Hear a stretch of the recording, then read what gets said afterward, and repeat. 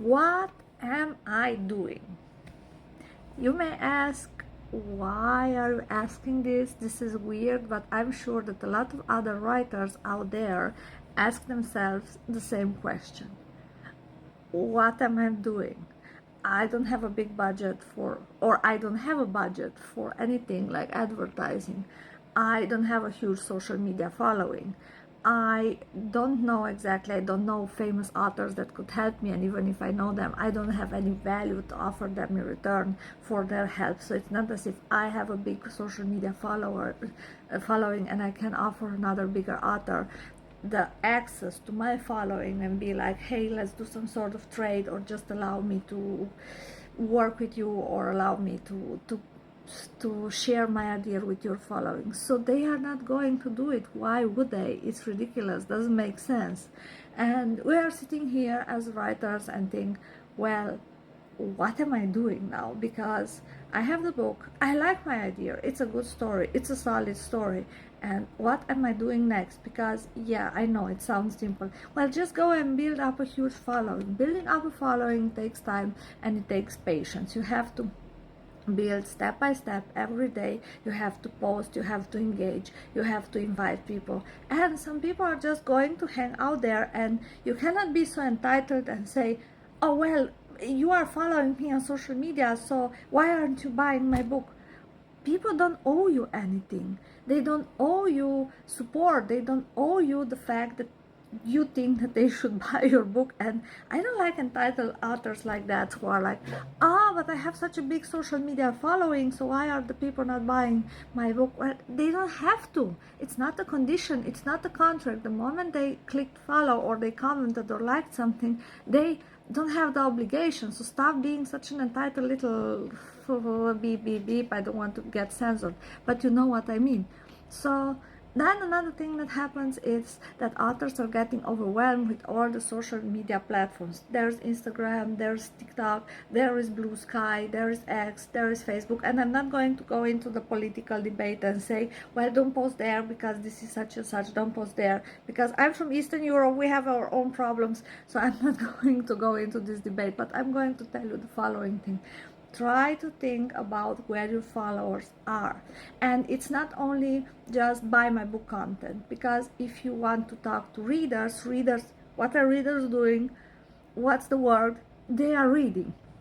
So feel free to talk about other books that you enjoy, but not in a dismissive or putting down way, but in a positive way. Like, okay, I read such and such, and maybe my criticism is X and Z and Y.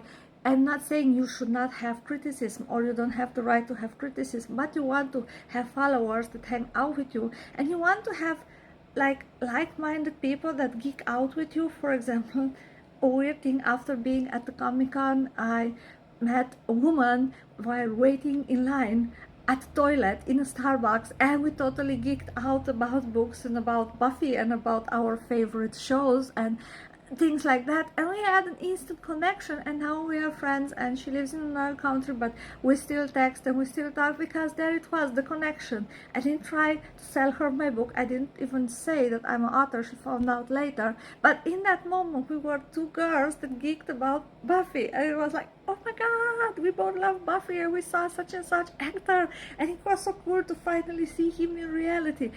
Because this was the moment, the geek moment. This is what your readers want. They want to know that you also love, or don't love, Game of Thrones. They want to know that you also liked watching X-Men, or you liked watching the Gargoyles, like I did, a huge Gargoyle fan here, or you enjoyed Buffy, or you grew up waiting each week for the next episode of, I don't know, whatever it is, Star Trek, or you wanted to watch Star Wars, or you were cosplaying as Jabba the Hutt. Like, there has to be a connection between you and your readers, and if you like the same books, why not share it?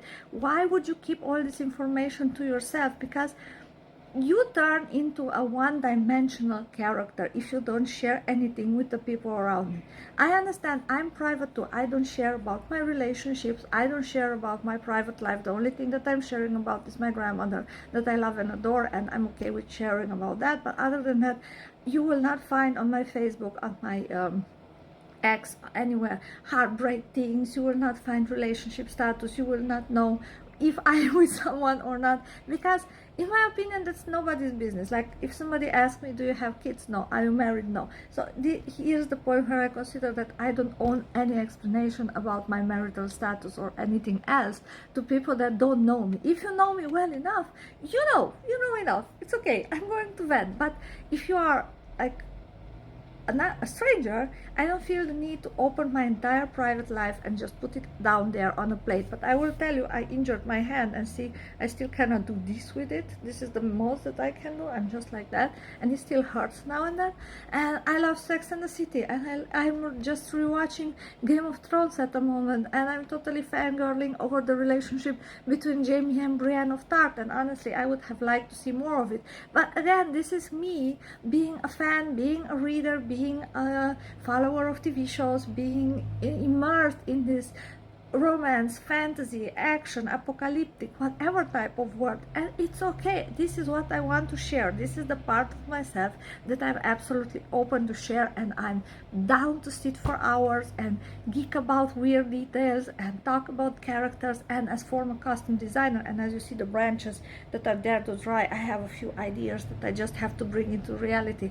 I'm crazy for costumes, and I'm sitting like that and watch Game of Thrones, and I look at the costumes and I think, this and this is underlining the change of the character. It shows the maturity, it shows the growth. And then I'm looking at the details and I'm like, oh my god, how many hours did the designer or the workers needed to create this intricate detail on this costume. And I'm going to drive you crazy talking about clothes and about set design and about everything else, because I love it, and it's not just a story. And for example, think about it like that. If you would have put people with normal everyday clothes in Game of Thrones, it would lose its entire significance. It would lose a lot of the glamour of it, because we want the fantasy. It's what we live for. It's that moment where our soul and our mind allows us to immerse into another world and melt into it and just be part of it. You are Khal Drogo riding on a horse, even though I don't know how to ride, but you are Khal Drogo riding on a horse in front of the entire Khalizad, and you are strong, and you pull out your sword, and you are going to conquer, and you are going to unalive people, and it's going to be amazing. Or you're Daenerys Targaryen, who just steps away from the funeral pyre after she burned her beloved, and you come out of the flames with a dragon covering you, and it's the only thing that covers you. Naturally, you are going to go crazy, and you're going to love it, and you're going to feel connected. This is why we love books. This is why we love movies, because they give us something. They make us feel something, and people crave this emotion, emotional connection. So as an author, you have to give your people something. You cannot be just a name. I don't care how great your pen name is, or your real name, or whatever name you choose to use when you publish your book. You need to give people something. I'm Kitty Siberia, but I'm also Alina. I'm the reading zombie. I'm the zombie queen. People know that I know a lot of things about zombies, and that yes, I own an ex. I love my ex. It's my ex, and that I know a lot of things about all types of zombies, and I'm ready to geek out. And I'm a little bit of a purist, even though in my books I do some things, because there are romance books. So I'm not doing a clean zombie survival book where the focus is on the survival, but I'm doing a zombie apocalypse story where the focus is on the connection between the female character and her male counterparts. But this is another thing, and I want to share this with my readers, and I think this is what it's very important for us as authors, to just connect, to be like, I'm not just a name that's behind the screen. I'm a real person that stumbles and likes nerdy stuff. So feel free to tell me nerdy stuff. Talk nerdy to me. So I hope I have going right towards. Have a great day. Ciao.